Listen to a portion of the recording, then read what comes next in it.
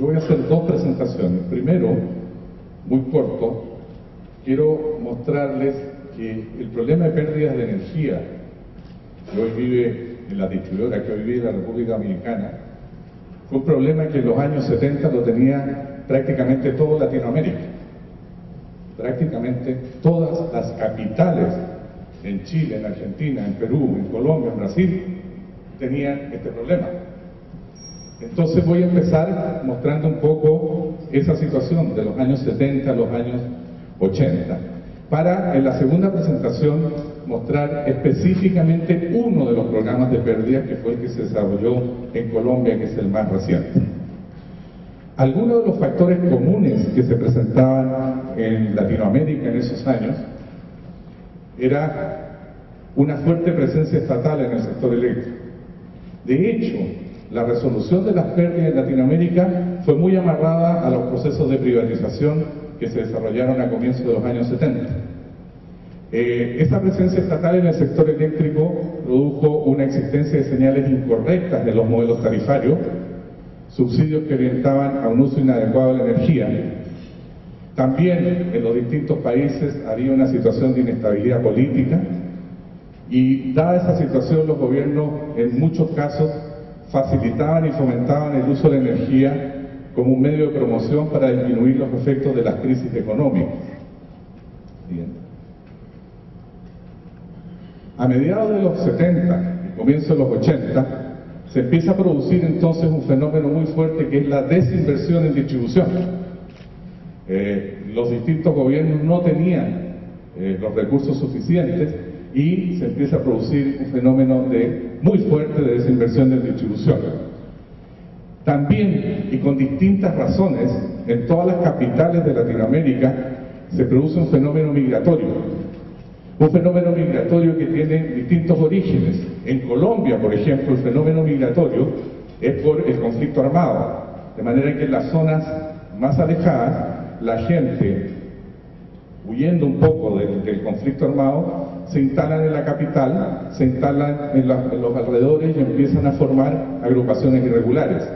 En Brasil tiene más que ver con el tema económico, entonces se instalan las favelas y los grupos irregulares, pero ya es un tema de buscando trabajo. Lo mismo pasa en Argentina y en Chile. Los usuarios asumen que la energía eléctrica es un bien de uso ilimitado. Como no hay control y como nadie dice nada, entonces se fomenta un uso de la energía en forma indiscriminada, lo que hace que se lave las pérdidas. No se aplican políticas para la utilización de otras fuentes de energía, estamos hablando de los 70, los 80, no se hablaba en esa época mucho de renovables. Con esto los gobiernos no son capaces de absorber el fuerte crecimiento de la demanda y de la inversión en distribución. Al no existir inversiones adecuadas, gran parte de los usuarios satisfacen sus necesidades habituales a través del uso de energía. Yo les comento, por ejemplo, en Colombia, cuando yo llegué en el año 1997, la empresa eléctrica decía, no vale la pena. En Colombia habían 450.000, 500.000 clientes, digamos en Bogotá, estoy hablando de las capitales, ¿no? Habían 450.000, 500.000 clientes que no tenían redes ni contadores en la zona sur de Bogotá. Y la mentalidad de la gente de la empresa eléctrica era, ¿para qué vamos a gastar dinero si esa gente no va a pagar? Y mantenían 500.000 clientes usando la energía indiscriminadamente. Esos son los conceptos que se manejaban. Entonces, la presencia del Estado en el sector eléctrico dio origen a hábitos de consumo que se contraponen a los actuales ordenamientos económicos. Y los usuarios que no pueden acceder a los volúmenes de energía a los que estaban acostumbrados recurren al uso de energía. A los comienzos de los 90 se empieza a dar este efecto de que algo hay que hacer. El mal uso de la energía se manifiesta en un alto índice de pérdida, 25% promedio. ¿Ya? Estamos hablando de pérdidas que hacen insostenible. Y estoy hablando de las capitales. Estoy hablando de Buenos Aires, Santiago de Chile, Lima, Bogotá y bueno, en el caso de Brasil, Río de Janeiro. Ahí están más o menos los índices de pérdida que tenían las compañías a comienzos de los 90. Chile, para la mayor distribuidora en Chile, con 1,5 millones de clientes, ahora 2 millones, tenía un 22% de pérdida. Edesur, que es la mitad de Capital Federal y el Gran Buenos Aires, porque en el proceso de privatización en 1992 en Argentina dividieron la distribuidora Segva, que tenía 4 millones de clientes, la dividieron en dos, Edenor y Edesur. Edesur, que es la empresa en la que a mí me tocó participar, tenía un 25,6% de pérdidas al comienzo. En Perú hicieron lo mismo. La empresa de Lima la dividieron en dos, Edelnor y Luz del Sur. Edelnor tenía un 20% de pérdida y en Colombia un 23,8% de pérdida.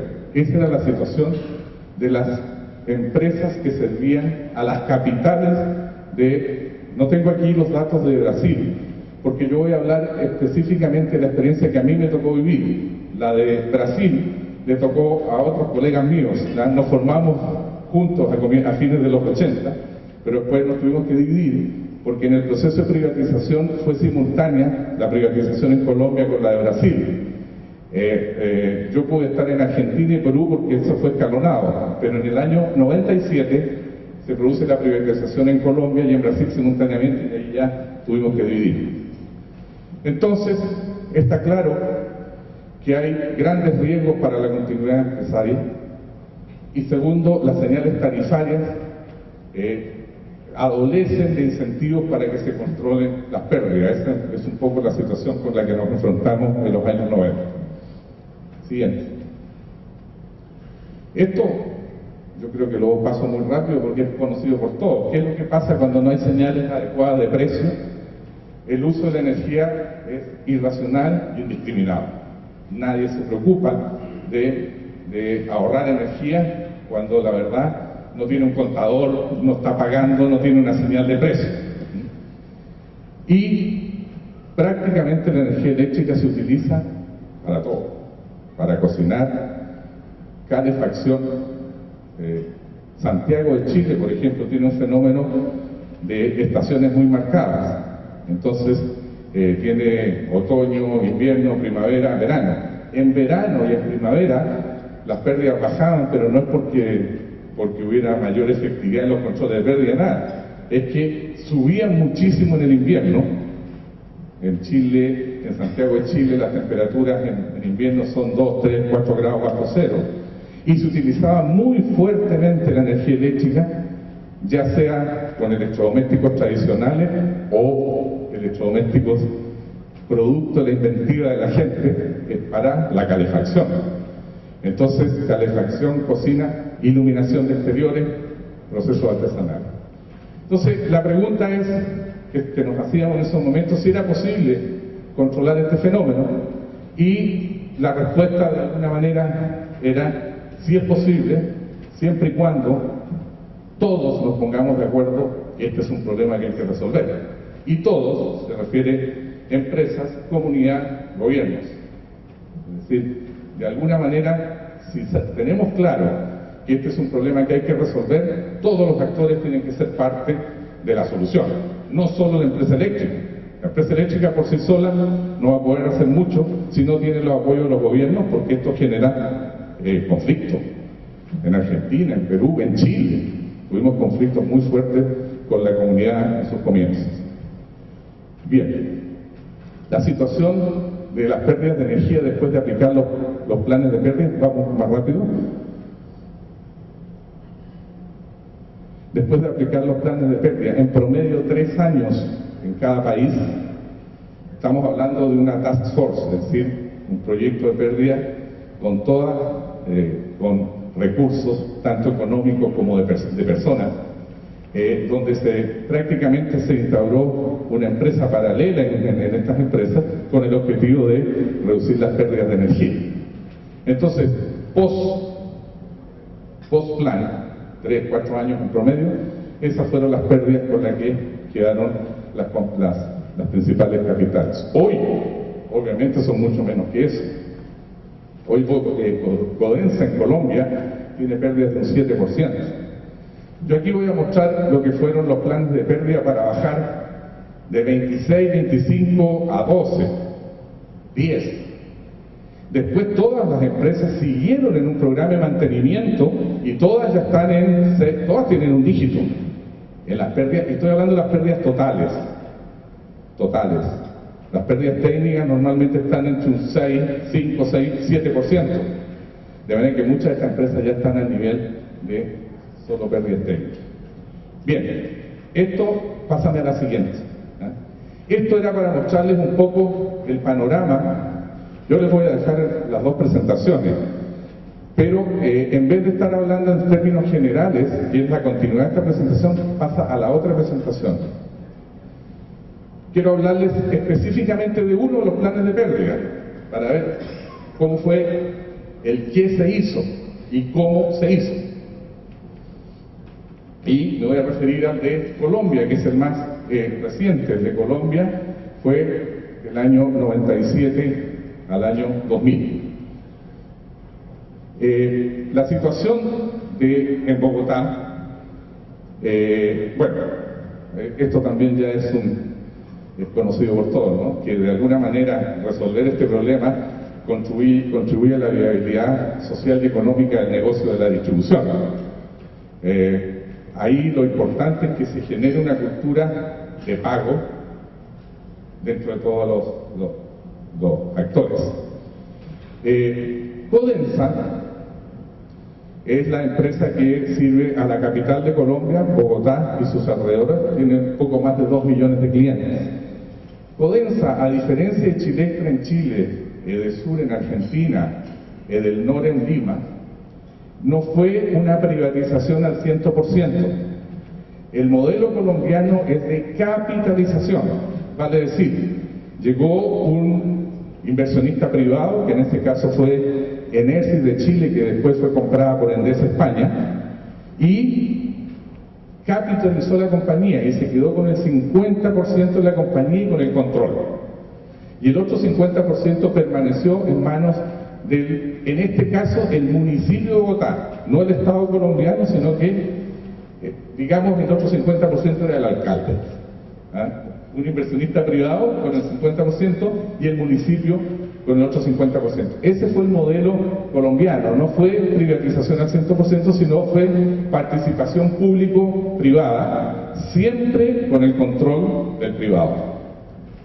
Entonces, datos de la empresa, 2.100.000 clientes, ahí está un poco la distribución en tipos de clientes. La siguiente. Aquí en este cuadro que está donde dice los clientes tipo, el de más abajo, En Colombia, el sector residencial está estratificado, de los estratos del 1 al 6. ¿Ya funciona? Ya. De los estratos del 1 al 6. El estrato 1 es la gente más pobre, el estrato 6 la gente de mayor poder adquisitivo. Si ustedes se fijan, el 100% de los clientes residenciales está compuesto de, en el estrato 1, el 8,25%, pero entre el estrato 2 y 3 está el 70% de los clientes. Y eso es lo normal, ¿no es cierto? El estrato 4 es indiferente desde el punto de vista tarifario. Es decir, el estrato 4 paga el kilowatt hora al precio que establece la regulación.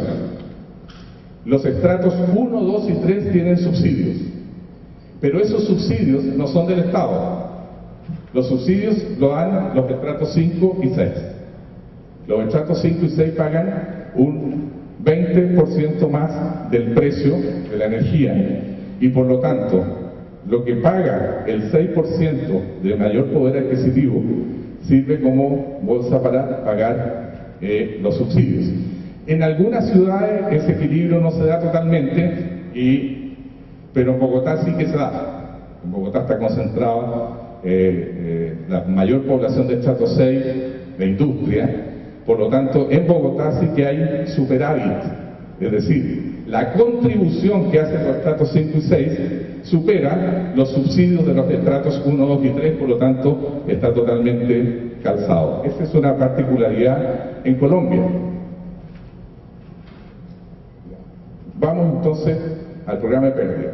En el año 97, la empresa Energía Bogotá, 100% del municipio, estaba atravesando por importantes dificultades financieras. El 100% de los ingresos cubrían el 80% de la deuda. La empresa Energía Bogotá se había hecho la tarea de construir una central hidroeléctrica que tuvo una serie de problemas financieros y terminó la empresa tremendamente endeudada. El régimen tarifario desde el 90 al 95 obligaba a suministrar el servicio a precios por debajo de sus costos en esos momentos. Eso hacía entonces que era necesario hacer algo en la compañía, y lo que se hizo fue lo que ya les comenté. El gobierno apuntó a la necesidad de inyectar nuevos capitales privados, nacionales o extranjeros. El proceso fue abierto, podrían ser grupos económicos colombianos. En este caso, en Codensa ingresó una empresa internacional, Enersis de Chile, que después fue adquirida por Endesa España. Entonces, en el 23 de octubre del 97 nace Codensa. ¿Cuáles fueron las fases del proyecto de pérdida? Primero, desde octubre del 97 hasta enero del 98, nos preocupamos un poco de planificar bien el proyecto. Teníamos los antecedentes: 500.000 clientes que no tenían ni redes ni medidores, otros 300.000 o 400.000 clientes que ya no estaban de las zonas más pobres, sino que distribuidos en toda la capital, de clientes que se llamaban en medida directa, es decir, conectados sin medidor, a los que se les facturaba el promedio de su estrato. Y bueno, problemas en los sectores de grandes consumidores. Del año 98 al 2001 se ejecuta el plan de pérdida. Y después voy a mostrarles un poco lo que ha sido, aquí tengo hasta el 2007, cómo fue evolucionando lo que es la parte de mantenimiento y el post-programa de pérdida. A comienzo del 97, ya muchas de estas cosas se los dije. Desde el punto de vista de la empresa, había una clara ineficiencia en la prestación del servicio por la situación de las pérdidas de energía. Uno puede, una empresa distribuidora con un 25-26% de pérdida, difícilmente puede prestar un buen servicio. La misma gente que se conecta a las redes produce una afectación. Una total falta de confianza entre la relación cliente-empresa. Ninguna confianza, choque más bien. Desde el punto de vista de los consumidores, una inconformidad con el servicio. Ahí están los hogares que yo les dije que no contaban con el suministro regular, bajo nivel de suspensión porque no había, se instauró por muchos años la cultura del no pago, es decir, yo no pago, no me pasa nada, no me cortan el servicio, entonces ¿para qué voy a pagar? Esa cultura de no pago, que hoy algo permanece en Colombia en algunas empresas en la costa Caribe. Electric Caribe, que fue de Unión Fenosa y ahora es de gas natural, es una de las empresas que ha tenido mayores dificultades para resolver este problema. Desde el punto de vista del entorno, entonces, los deficientes esquemas de planificación urbana afectan mucho este tema, y se produce una especie de convivencia de la autoridad en esta cultura de ilegalidad, digamos, en todos los servicios públicos. La empresa, entonces, a comienzos del proyecto, el índice de pérdida del 23,6% significaba una pérdida monetaria de 82,3 millones de dólares por año. La empresa perdía, producto de las pérdidas no técnicas solamente, 82 millones de dólares al año. La deuda morosa era un 115% de una factura mensual, es decir, tenía como moroso más de una factura mensual, eran 42 millones de dólares. Con otros efectos comerciales como altos índices de no lectura porque había además muchos clientes que no tenían medidor sobre el total de clientes facturados. Un detalle de cómo se distribuían un poco las pérdidas no técnicas. Lo más fuerte era la subfacturación, porque yo les decía que habían 400.000 clientes que no tenían medidor, estaban conectados en forma directa y se les facturaba el promedio del estrato. obviamente ellos consumían mucho más, entonces había una subfacturación muy grande. Y el resto son los hurtos tradicionales.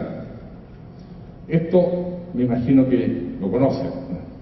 Esta también se daba en Bogotá, también se daba en Santiago de Chile, también se daba en Buenos Aires, se da en Brasil y también se daba muy fuerte en Lima.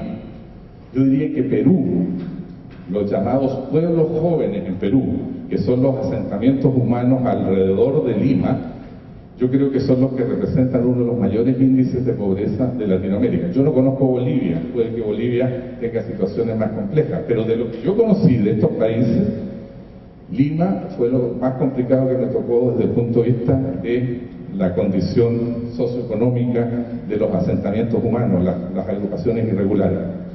Entonces, el atraso de inversiones produjo eso, la gente llevó la energía eléctrica como pudo hasta sus casas, todas estas son redes construidas por los usuarios, madera, etc. Esto es lo que llamaban zonas subnormales, las que yo les dije que no estaban electrificadas, 500.000 clientes en esa situación de subnormalidad.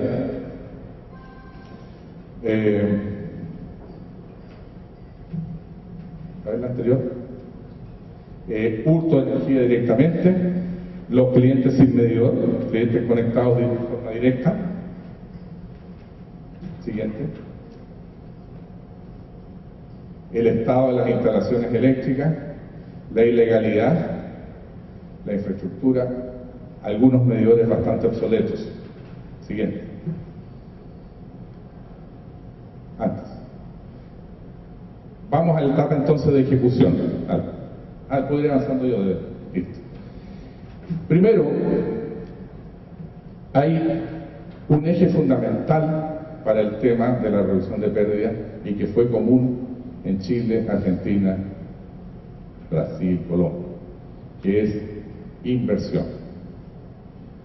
¿Por qué la energía eléctrica es tan vulnerable al hurto de energía y no lo es tanto el gas, por ejemplo? Porque las instalaciones eléctricas son mucho más vulnerables. Es más difícil robarse el gas. En cambio, la energía eléctrica, yo les digo, en Chile, en los años 90, la disposición de la red era la típica red abierta, 3 fases y un neutro, conductor desnudo, conductor de cobre desnudo, así que con cualquier alambre doblando un poco la puntita hacia arriba y listo, tenemos energía. Entonces, la vulnerabilidad de la red eléctrica hace que sea más propensa al hurto de energía cuando está esa condición. Por lo tanto, todos los programas de pérdida estuvieron basados en una fuerte componente de inversión. ¿En qué? En redes menos vulnerables, en acometidas con conductor concéntrico y más, también menos vulnerables, medidores en cajas con sellos para evitar la apertura del medidor, etc. Es decir, hacer que la red, la acometida y el medidor estén más protegidos. Esa es un poco la filosofía. Y cómo aplicar una u otra medida depende de qué tan complicado era. En Chile, por ejemplo, a diferencia de Colombia, en Chile el 100% de los clientes de la distribuidora tenían medidor. Por lo tanto, ahí podemos hablar directamente de robo de energía, porque tenía medidor y simplemente se lo paseaba o se colgaba. Eso en Chile, en Argentina. En Colombia habían casi 800.000, bueno, 500.000 clientes que estaban en los barrios, esos marginales, y otros 300.000 que estaban conectados en forma directa. A eso yo no los puedo acusar de ladrones, porque en realidad la empresa no había llegado con ellos a darles el suministro, sino que lo tomaron como pudieron. Entonces yo no sé si había una intención de robar la energía, o es que como la empresa no reaccionó a tiempo para ponerle redes y medidores, la tomaron como pudieron. Entonces son situaciones distintas. La agresividad también es distinta. Colombia fue el menos agresivo, cosa extraña, porque uno se imagina a Colombia un país mucho más violento, etcétera. Y de todos los programas de pérdida que me tocó dirigir, fue el más tranquilo. No tuvimos problemas con la comunidad, nada. Pero ni les cuento en Perú y en Argentina. Eso fue muy duro. Y en Chile también. Entonces, el programa está muy basado en medidas técnicas. Y otro tema muy importante, los primeros, el de Chile y Argentina, tuvimos mucho conflicto con la comunidad, porque llegamos con nuestros contratistas a instalar redes y punto. Y eso produjo un choque. Ya más adelante, por eso el de Colombia fue mucho más, a lo mejor por eso también tuvo menos conflicto, se hizo un gran trabajo social previo a la ejecución del programa. Se fue a las comunidades, se les explicó en qué consistía, cómo iba a ser el programa, el tipo de redes que se iban a instalar. Paralelamente se producen situaciones como que al mejorar las redes y disminuir las pérdidas, obviamente automáticamente mejora la calidad del servicio. Automático, eso es automático. Bien, con base en los números que se sacaron al comienzo, se determinó que la inversión necesaria en el programa de pérdidas de Colombia era de 167 millones de dólares. Recuérdense, la transparencia anterior, las pérdidas anuales eran de 82 millones de dólares por las pérdidas no técnicas. Por lo tanto, si todo funcionaba bien, en 2 años recuperábamos la inversión. El tema es invertir 167 millones de dólares y realmente bajar los 10 puntos de pérdida que se estaban proponiendo. Esa era la clave. ¿Ah? Bueno, se invirtieron, era para 12 puntos en realidad, 167 millones para bajar 12 puntos. Y el programa consta de esas 3 grandes ejes.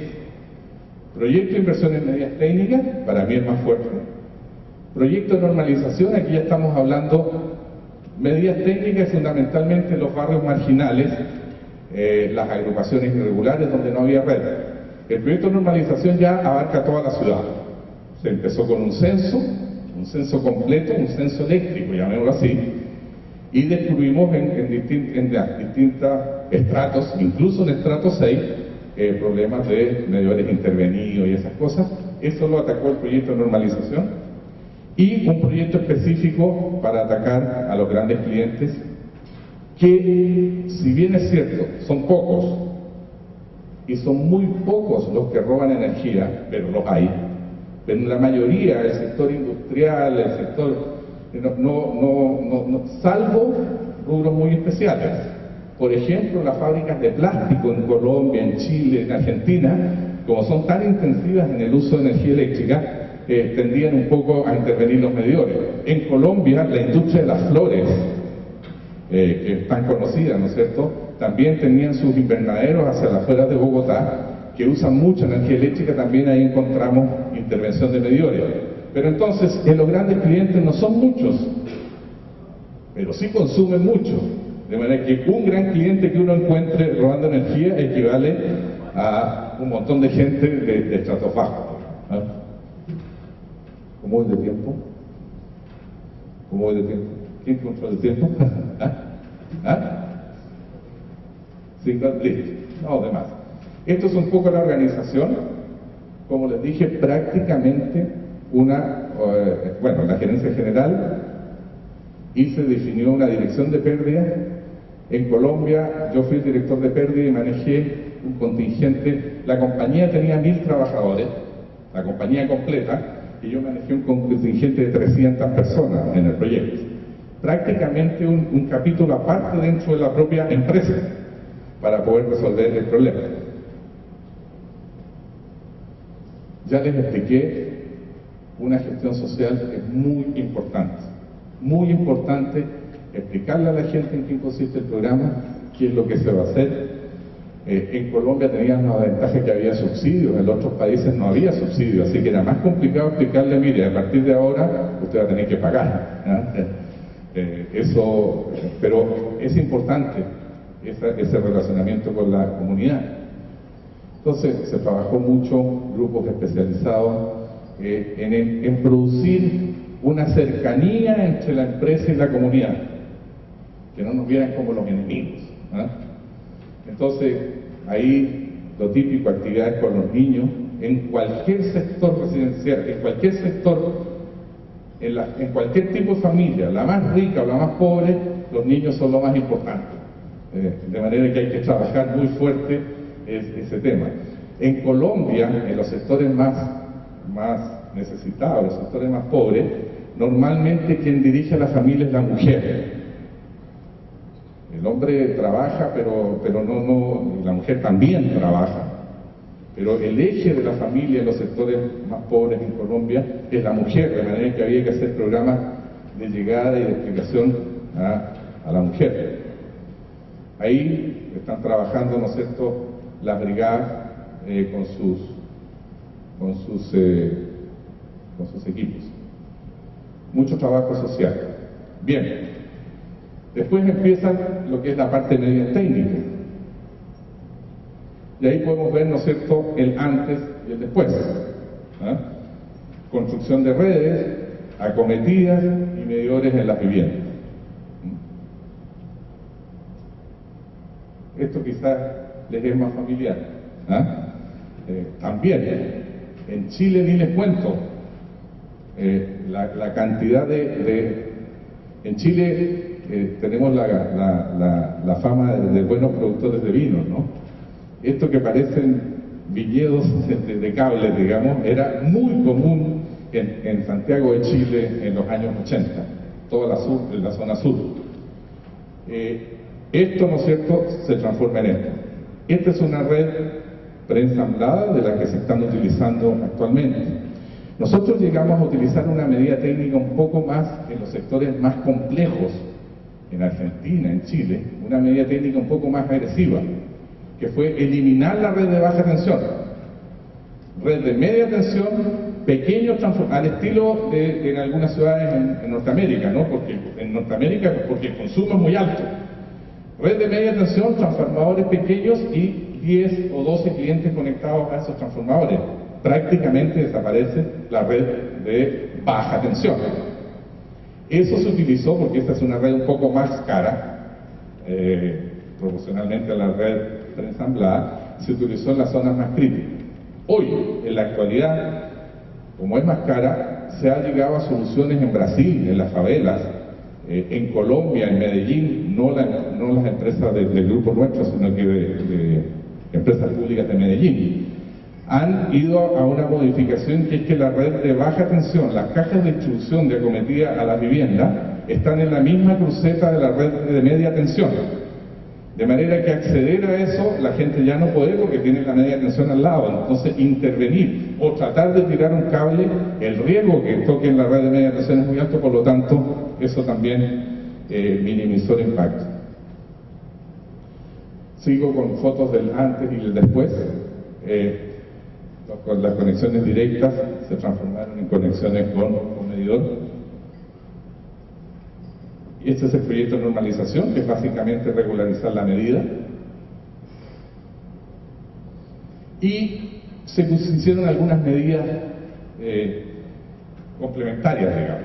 Mejorar la atención telefónica, mejorar la atención a los clientes, porque la verdad, en la medida que tú vas conectando a los clientes y les vas exigiendo el pago, se empiezan a poner más exigentes, ¿no es cierto? Cuando ya están pagando, entonces que los atiendan rápido, que le atienda en la central telefónica, que la gente de emergencia vaya rápido, que si le cortamos el suministro por no pago, que a la hora ojalá esté repuesto. Es decir, hay que mejorar mucho la atención comercial porque los clientes se ponen mucho más exigentes. Y ahí están un poco los primeros 3 años, cómo mejoró la cobrabilidad, el recaudo de 96 a prácticamente 99%, la efectividad de la lectura, la efectividad del reparto, esos son los temas comerciales. Y las pérdidas. Partiendo del 23,6, el primer año bajamos a 20,81, el segundo año a 13,50 y terminamos en 10,45 al final del programa, ¿no? La inversión total no fueron los 167, nos sobró plata. La inversión fueron 120 millones de dólares y se redujeron 13 puntos las pérdidas en Colombia. Y esta parte también es muy importante, y con esto termino. Hacer el programa de pérdidas y llevar las pérdidas a un 10 o un 12% no significa que ahora nos sentemos y nos quedemos tranquilos. Esto requiere de mantenimiento, requiere de seguir pendientes del tema. Y entonces, y ahí ya no es tan rentable como lo dijimos antes. Hay que seguir invirtiendo, pero ya con plazos de recuperación de la inversión de 2, 3, 4 años, no un año como fue el programa general. Entonces, ¿cuál fue el primer cambio? Si ustedes se acuerdan, antes estaba la gerencia general y el director de pérdida dependía directamente del gerente general. O sea, tenía un nivel de decisión igual que el gerente de distribución, el gerente comercial de una distribuidora. Después de terminado el programa, entonces ya el área de pérdidas se transforma en una subgerencia, que a alguien se le ocurrió ese nombre muy bonito de disciplina de mercado. Me parece interesante, pero es como rebuscado, ¿verdad? En vez de hablarle, porque para ya no seguir hablando de pérdida y ya no seguir hablando de morosos, que tiende a ser peyorativo, ¿no?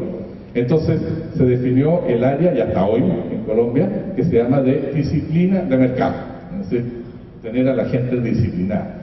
Esa área, que reemplazó obviamente al departamento de pérdida, parece que soy yo el que ya pasó dentro de la estructura normal a depender de la gerencia comercial, porque lo normal es que la disciplina de mercado la maneje el gerente comercial.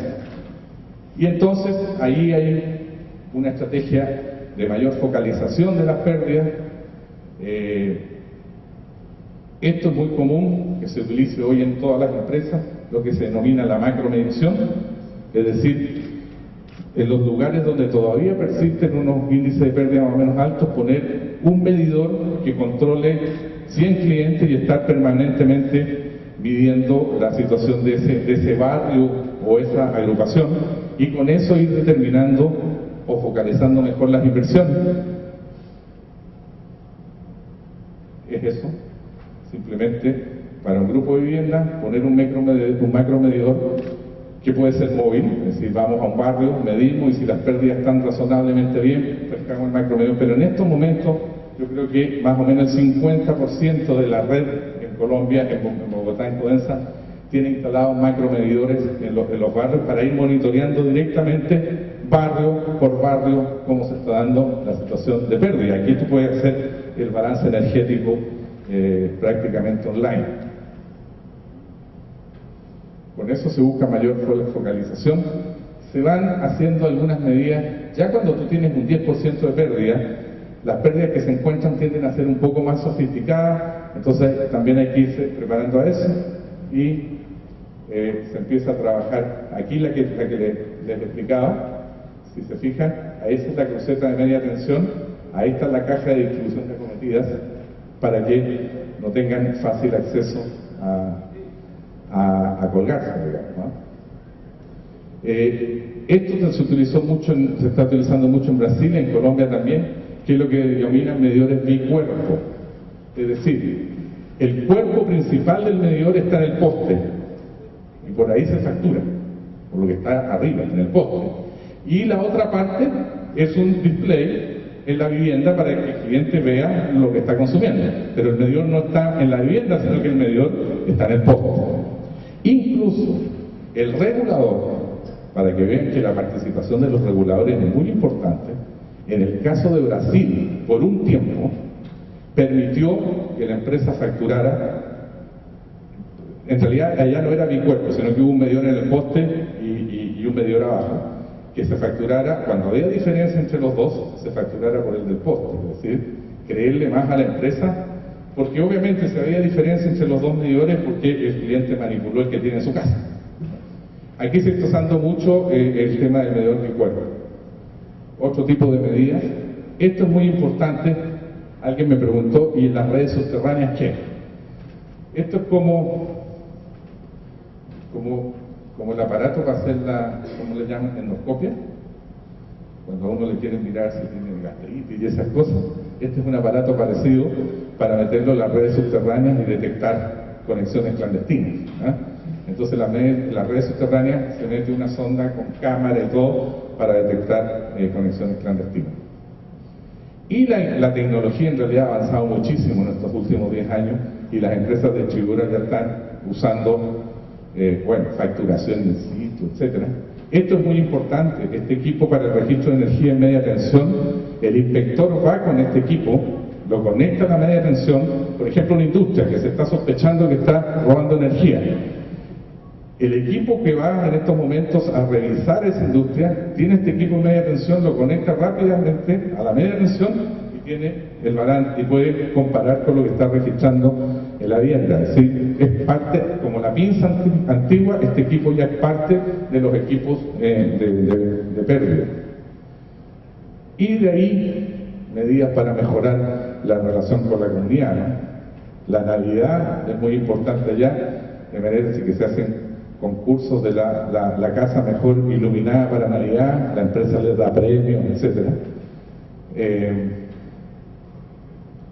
Uno de los temas importantes fue el tema de lo que se denominó Codensa Hogar, financiación de electrodomésticos a las comunidades. Este es un programa que nació porque, a ver, las distribuidoras, bien o mal, son generadores de caja. Generan muchísima caja porque está todo el recaudo, ¿no? Codensa, por el modelo de capitalización, no tenía la posibilidad de repartir dentro de sus accionistas fuertes dividendos, de manera que esa caja se empezaba a quedar atrapada. O la utilizaba para reinvertir, pero era mucho más que lo que se necesitaba para reinvertir. Y se creó el programa que se denominó Codensa Hogar, que es el 55% de los clientes de Codensa, estoy hablando del año 94 o 95, 2004 2005, no estaba bancarizado. Es decir, más de 1.300.000 clientes de la distribuidora para el sistema financiero no existían. No tenían tarjeta de crédito, no tenían cuenta, nada. ¿Cómo compran un electrodoméstico? Se van a esta gente que les vende y les paga el doble, pagan por semana, etc. Entonces se inició un programa de financiación de electrodomésticos a través de la empresa. Quien vende los electrodomésticos son las cadenas, Carrefour, al costo, el cliente va allá hay un módulo de Codensa, le aprueban el crédito, compra el electrodoméstico y se le cobra la factura. Este es un programa que llegó a tener 400 millones de dólares en financiación. Ahí en España se asustaron y se lo vendieron a un banco. Se lo vendieron hace unos 3-4 años. Pero creó una muy buena relación con los clientes. Cosas que aquí se han hecho, sacar el jugo a las facturas, etc. Entonces, esto es lo que les quería mostrar. Producto de estas medidas de continuidad y de mantenimiento de las pérdidas, es que después del 11,83 o el 10, y tanto, han seguido bajando las pérdidas. Y hoy las pérdidas de la distribuidora en Colombia están bajas. Esto es 2006. Están en estos momentos del orden del 7,8, 7,9% las pérdidas totales, con pérdidas técnicas del orden de un 6%. Bueno, eso es lo que quería contarles. Gracias.